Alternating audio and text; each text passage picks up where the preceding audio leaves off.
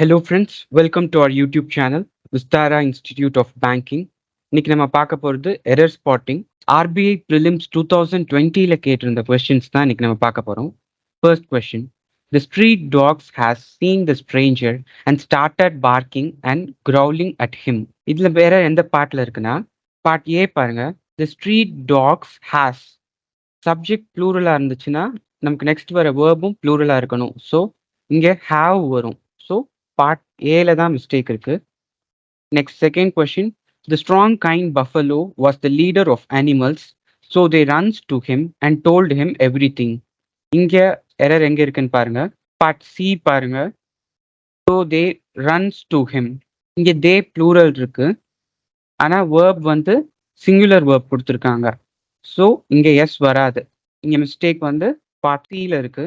Next question, third question. The crows would only look for food, while sparrows would look for a place to make their nests. இங்க error வந்து part D பாருங்க. a place to make their nests. அங்கே ஒரு பிளேஸை தான் அங்கே குறிக்குது. So இடி வராது. place to make their nests. இங்க எரர் இருக்கிற part D. Next fourth question. The fox enjoyed his role as only look for king and animals stronger than him served him by hunting for his food and obeying him.